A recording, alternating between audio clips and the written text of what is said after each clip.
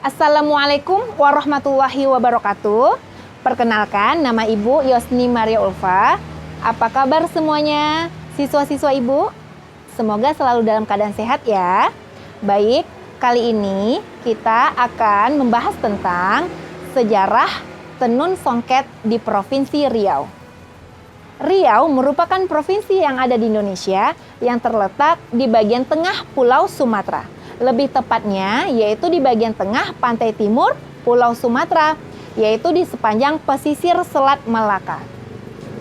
Pekanbaru merupakan ibu kota sekaligus kota terbesar yang ada di Riau. Saat ini Riau menjadi salah satu provinsi terkaya di Indonesia dengan didominasi sumber daya alam seperti minyak bumi, gas alam, karet, kelapa sawit, dan perkebunan serat. Ya, Riau dikenal memiliki banyak warisan budaya. Bahkan pemerintah mengakui bahwa Riau memiliki warisan budaya tak benda atau disebut dengan WATB, yaitu pada tahun 2018. Nah, kerajinan yang dikenal di Riau yaitu kerajinan tenun songket oleh masyarakat Melayu Riau.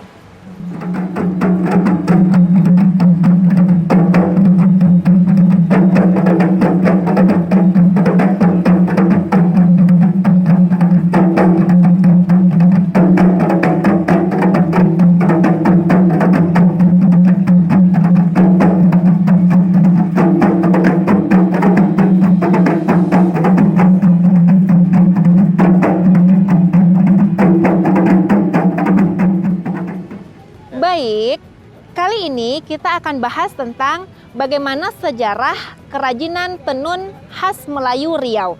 Tujuan kita mempelajari ini, Ananda semua, supaya yang pertama kita bisa mengenal bagaimana budaya Melayu Riau, khususnya tentang tenun khas Melayu Riau. Yang kedua, kita juga bisa menjelaskan tentang filosofi-filosofi yang ada pada motif ragam tenun khas Melayu Riau. Baik, tenun adalah hasil kerajinan tangan yang menampakkan keragaman tekstil Melayu khas Riau. Ya, perkembangan tenun Melayu seiring dengan kejayaan kerajaan pada masa lampau, terutama tenun songket yang sudah dikenal sejak awal abad ke-13. Namun, puncaknya tenun songket ini dikenal pada abad ke-16 Masehi. Ya, terutama di Pulau Sumatera. Di Pulau Sumatera, aktivitas bertenun itu dikenal sejak pada masa Kerajaan Indragiri, Kerajaan Siak Sri Indrapura, dan Kerajaan Pelalawan. Namun, kerajinan tenun yang bertahan hingga saat ini yaitu pada masa Kerajaan Siak Sri Indrapura, Bukit Batu, dan Bengkalis.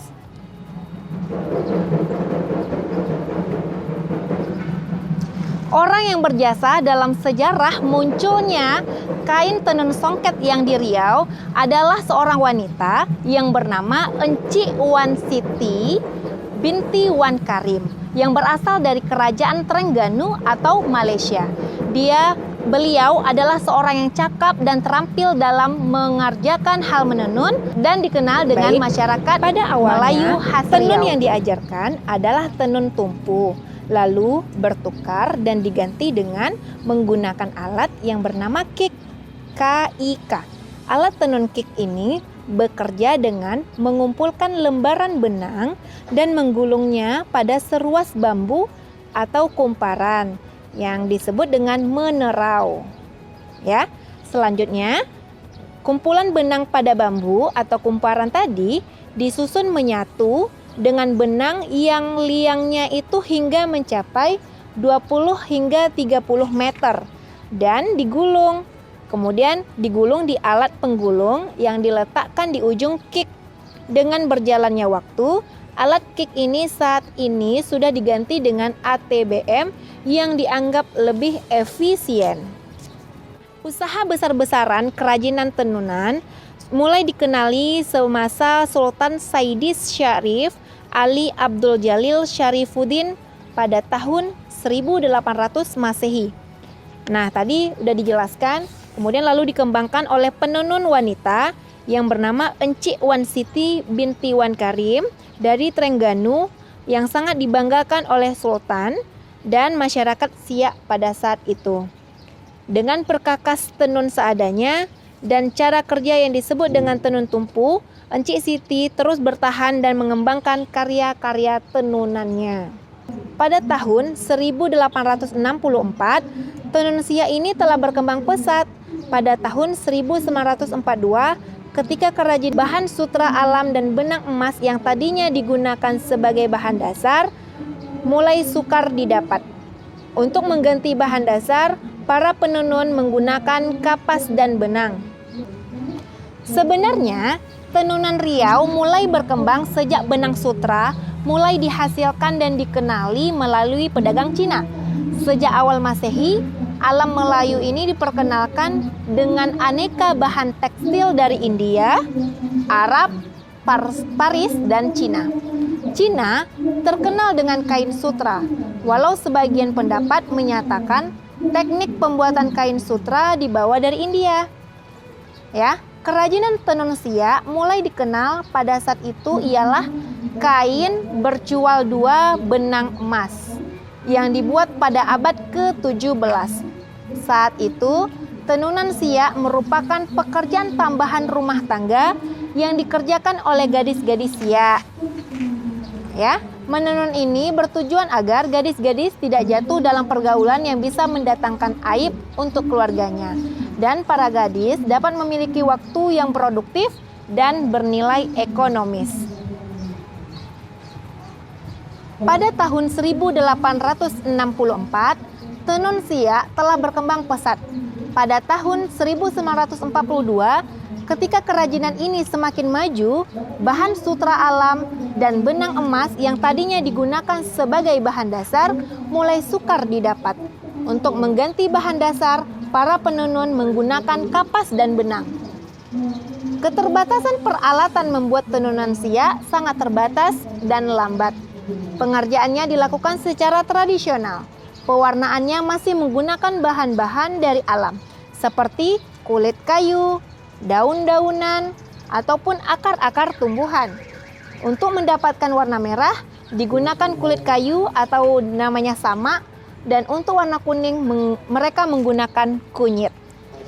Nah, alat tenun yang digunakan pada masa itu adalah tenun tumpu, yaitu tahun 1864. Yang sistem pengerjaan dilakukan dengan duduk di lantai dan kaki terkadang terjulur ke depan. Sebagai penahan adalah punggung. Bahan yang digunakan pada tenun Siak dahulunya itu menggunakan ulat sutra alam. Bahan ini bertahan hingga tahun 1942 Masehi. Benang sutra sangat sulit didapat dan diganti dengan benang kapas yang digunakan hingga saat ini. Kerajinan Siak dibawa ke Pekanbaru oleh beberapa kelompok orang yang berasal dari Siak Sri Indrapura. Mereka sebelumnya itu telah memiliki keahlian dalam kerajinan bertenun yang telah didapatinya dari daerah asal mereka di Siak Sri Indrapura. Mereka memodifikasi corak kerajinan tenunan Siak di Pekanbaru dan berkembang dengan cepat. Ini dapat dilihat dengan banyaknya bermunculan kerajinan tenun Siak yang memiliki berbagai macam bentuk dan corak tenunannya. Alat tenun yang digunakan di Pekanbaru kemudian berupa alat tenun gedokan, ATBM, alat tenun bukan mesin, dan alat tenun mesin atau ATM. Alat tenun tumpu sudah jarang digunakan karena selain memakan waktu yang lama dalam pengerjaannya, juga pemakaiannya itu lebih sulit dibandingkan dengan gedokan dan ATBM. Gedokan adalah alat yang menggunakan tempat duduk tersendiri yang disebut dengan kick. ATBM atau alat tenun bukan mesin merupakan alat dengan sistem pengerjaan yang tidak begitu sulit karena sudah menggunakan kick atau KIK tadi ya. Pengaturan benang tidak harus menggunakan tangan karena sudah dibantu dengan menggunakan kaki. Tenun Siak juga dibawa ke Bengkalis pada awal abad ke-19 dan berkembang hingga saat ini. Tenun Bengkalis menghasilkan karya seni indah dengan motif-motif dan gaya khas Bengkalis. Pusat tenun di Bengkalis berada di Meskom, Sebau, Bukit Batu, dan Dusun Muara Laut.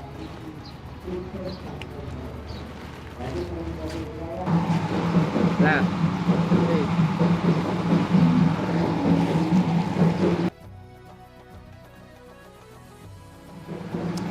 pada zaman dahulu, kain tenun songket siak merupakan bahan pakaian yang hanya digunakan untuk kalangan kerajaan, seperti keluarga dan kerabat kerajaan Serat dan para pembesar kerajaan. Kemudian, bahan yang digunakannya adalah hanya bahan sutra. Namun, terdapat kesulitan dalam pemenuhan kain sutra, maka masyarakat Melayu Riau saat ini menggantikan dengan bahan katun. Baik, selanjutnya kita akan bahas bagaimana filosofi dari beragam motif tenun khas Melayu Riau. Baik, ragam motif khas Melayu Riau adalah sebagai berikut. Ragam motif kain tenunan songket sangat erat hubungannya antara manusia dengan alam, baik hewan maupun tumbuhan. Ragam ini mencerminkan cara dan pandangan hidup umat manusia. Nah, terdapat beberapa tenunan songket Melayu Riau, antara lain tenun songket Melayu Siak, tenun songket Melayu Pekanbaru, dan tenun songket Indragiri. Tenun songket Melayu Siak. Orang pertama yang memperkenalkan tenun siak adalah seorang perajin yang didatangkan dari kerajaan Terengganu atau Malaysia pada masa pemerintahan Sultan Syed Ali. Dari Terengganu, Wan Siti binti Wan Karim dibawa ke Siak Sri Indrapura. Beliau adalah seorang wanita yang cakap dan terampil dalam bertenun. Beliau mengerjakan bagaimana cara menenun kain songket. Pada awalnya, tenun yang diajarkan adalah tenun tumpu, kemudian bertukar ganti dengan menggunakan alat yang dinamakan kik. Kain yang dihasilkan disebut kain tenun siak. Pada awalnya, kain tenun siak ini dibuat terbatas bagi kalangan bangsawan saja, terutama sultan dan para keluarga serta para pembesar kerajaan di kalangan istana siak. Kik adalah alat tenun yang sederhana, terbuat dari bahan kayu berukuran sekitar 1 kali 2 meter. Sesuai dengan ukuran alatnya, maka kain yang dihasilkan tidak lebar, sehingga tidak cukup untuk satu kain sarung. Sehingga harus disambung 2, yang disebut dengan kain berkampuh. Yang kedua, ada tenun songket Melayu Pekanbaru. Pada dasarnya berasal dari turunan songket Melayu Siak. Bila dilirik dari sejarah seni dan budaya Melayu di Pekanbaru, bermula pada saat Kesultanan Siak memindahkan pusat pemerintahan sekaligus ibu kota kerajaan dari Mempura atau Siak ke Kampung Bukit, Senapelan atau Pekanbaru, dan dari kawasan yang berada di tepian Sungai Siak. Nah, itulah bermula negeri yang bernama Pekanbaru. Tenun songket Melayu Pekanbaru digagas oleh Puan Gemilang Songket Negeri, yaitu namanya Haja Evi Mairoza Herman.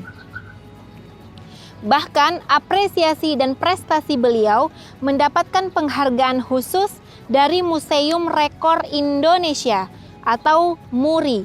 MURI menilai tenun songket Melayu memberikan inspirasi dan motivasi kaum perempuan. Tenun songket Melayu Pekanbaru menimbulkan inspirasi kreatif yang dapat dikenalkan kepada seluruh negara.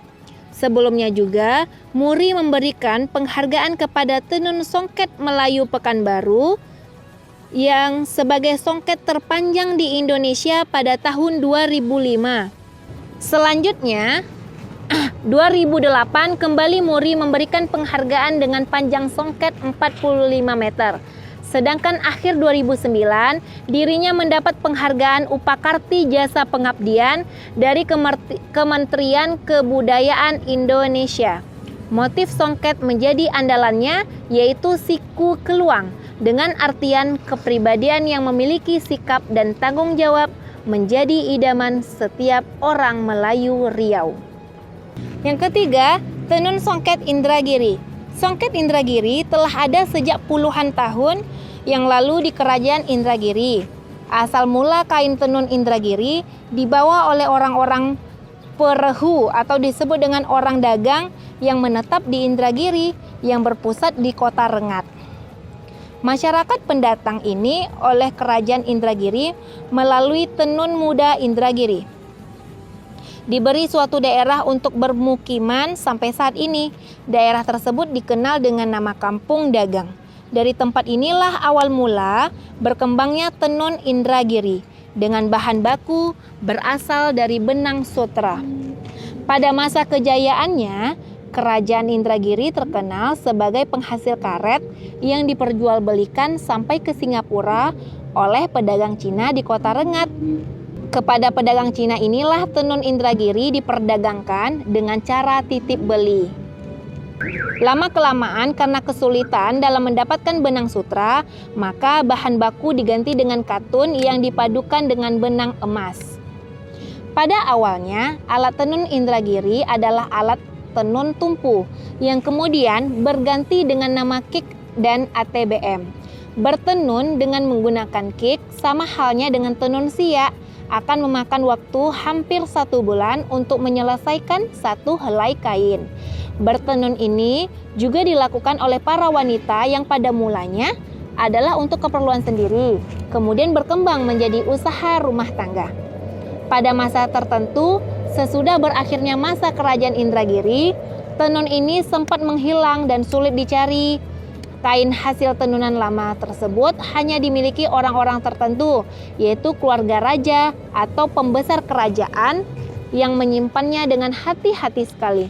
Barulah pada sekitar tahun 1992, pemerintah daerah Kabupaten Indragiri Hulu kembali mengkaji dan mengangkat tenun ini dan menumbuhkan kembali tenun songket Indragiri. Di Kabupaten Indragiri Hilir, khususnya di Kecamatan Kairiah Mandah, masyarakat Melayu juga membuat kerajinan tenun songket dengan alat tenun tumpu. Motif-motif yang dipakai tidak menggunakan benang emas. Tenun ini banyak memiliki kesamaan dengan tenun Bugis. Kerajaan tenun songket di daerah Indragiri Hilir juga dikembangkan oleh masyarakat pendatang dari Sulawesi Selatan atau suku Bugis yang merantau ke negeri Seribu Parit Indragiri Hilir untuk berkebun kelapa dan membuka lahan pertanian. Keterampilan bertenun yang telah mereka miliki di daerah asalnya, mereka kembangkan di tempat yang baru. Mereka yang memiliki keterampilan bertenun membawa alat-alat tenun tradisional yang mereka sebut dengan godokan. Berkat pembinaan pemerintah dan Dekranasda Kabupaten Indragiri Hilir, alat tenun tradisional kemudian ditingkatkan menjadi alat tenun bukan mesin atau ATBM. Saat ini, industri kerajinan tenun songket Indragiri Hilir telah menyebar ke beberapa wilayah di Kabupaten Indragiri Hilir.